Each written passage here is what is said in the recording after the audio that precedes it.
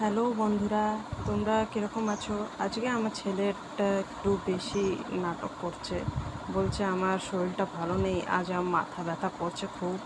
তো আজকে আমার ঘরে নতুন মেম্বার এসেছে, তো দেখা হয়ে যাক। এই যে আমার ভাইপো হচ্ছে, ইয়া সকাল পশুয়া, হা হা হা। এই যে ভাই ভাই তা আবার থেকে মারপিট শুরু হয়ে গেল। তো এই মারপিট এতে এরকমই চলতে থাকবে।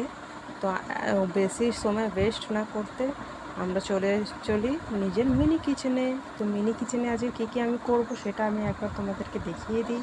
তো চলো দেখিয়ে দিচ্ছি। আজকে আমি কী বানাচ্ছি, পালক পনির। তো পালক পনিরের জন্য কী কী লাগছে, গুঁড়ো লঙ্কা লাগছে, গরম মশলা গুঁড়ো লাগছে, তোমার জিরে লাগছে গুঁড়ো, ধনের গুঁড়ো লাগছে, হলুদ লাগছে, আর গোটা গরম মশলাতে এলাচ, জিরে, তেজপাতা, আর তোমাদের হিসাবে স্বাদ মতো নুন। আমি একটু নুন বেশি খাই বলে আমি একটু বেশি নিয়েছি, আর্ধেক চামচের থেকে একটু বেশি। তারপরে পেঁয়াজ কুচি, একটা পেঁয়াজ কুচিয়ে রেখেছি, আর পনিরগুলোকে আমি কেটে নিয়েছি। তারপরে আরেকটা মশলা বানিয়েছি, টমেটো, আদা, রসুন আর কাঁচা লঙ্কা। তুমি যতটা ঝাল খাবে আপনারা ওই হিসাবে নেবেন। আর আমি এদিকে পালং শাকটা সেদ্ধ বসিয়ে দিয়েছি, একটু গরম হয়ে গেলে পর ওটা বেটে নেব। তো পনিরটাকে আমি গরম তেলে ভেজে নিলাম।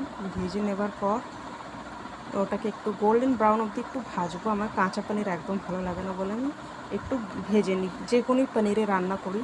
তো ভেজে নিলাম। ভেজে নেওয়ার পর ওই গরম তেলেতে এলাচ, জিরে আর তেজপাতা দিয়ে দেবো আমি। তেজপাতা দিয়ে দেওয়ার পর পেঁয়াজ কোচানোটা দিয়ে দেবো। দেখো রান্নাও করছি কথাও বলছি, একটু হয়তো ম্যাচ করবে না, কিন্তু আপনারা প্লিজ ইগনোর করবেন। এই ভিডিওটা বানানোর জন্য আমি অনেক মেহনত করছি। তো পেঁয়াজটাকে গোল্ডেন ব্রাউন করে নেবো।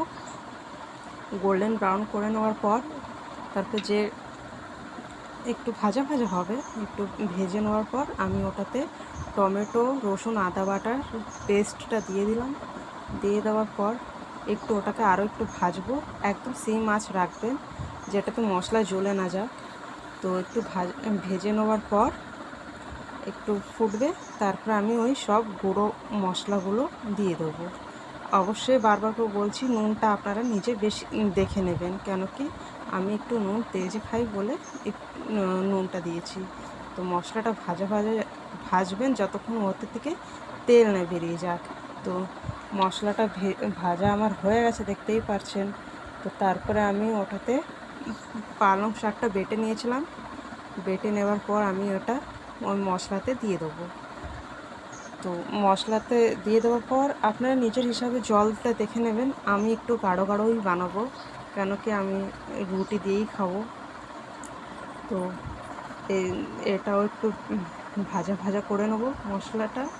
পালং শাক, সরি মশলাটা বলে ফেললাম। পালং শাকটা একটু মশলা দিয়ে ভেজে নেবো। ভেজে দেওয়ার পর আমার কাছে ফ্রেশ ক্রিম তো ছিল না, দুধের সর ছিল, ওটাই আমি ব্যবহার করলাম। আপনাদের কাছে যদি ফ্রেশ ক্রিম থাকে তো আপনারা ওটা দিতে পারেন, এটা আপনাদের কাছে অপশনাল হচ্ছে। আমার কাছে ছিল বলে আমি দিয়ে দিলাম। তো ওটা দিয়েও একটু ভেজে নেবো। ভেজে নেবার পর কালারটা দেখো কি সুন্দর চেঞ্জ হয়েছে। তো দেখতে পাচ্ছ অর্ধেকটা কেটে যাচ্ছে, তো আপনারা প্লিজ এটাও ইগনোর করবেন। আমি ভিডিওটা বানানোর জন্য অনেকই মেহনত করছি। তো আশা করি আপনাদেরকে এই ভিডিওটা ভালো লাগবে। তো এটা হয়ে যাওয়ার পর আর কিছুক্ষণ আমি নাড়াচাড়া করবো, যাতে একটু ভাজা ভাজা হোক, স্মেলটা একটু চলে যাক। তারপর পনিরটা দিয়ে দেবো। পনিরটা দিয়ে দেওয়ার পর ওটাকেও মিক্স করে নেবো, আবার থেকে মিক্স করে এবার এটাতে লাস্টে আমি তড়কাটা দিয়ে দেবো। আমি রসুন আর তেল আর শুকনো লঙ্কার পাউডার দিয়ে আমি ওটা তড়কাটা দিয়ে দেবো।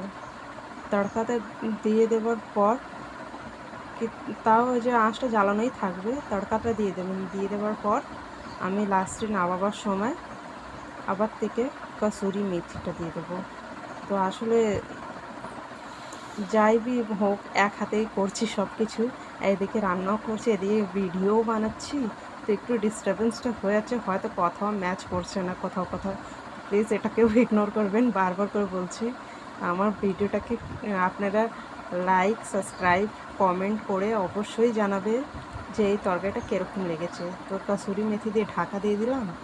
ঢাকা দিয়ে দেওয়ার পর দেখো আমি সার্ভ করে নিয়েছি এই তরকারিটা।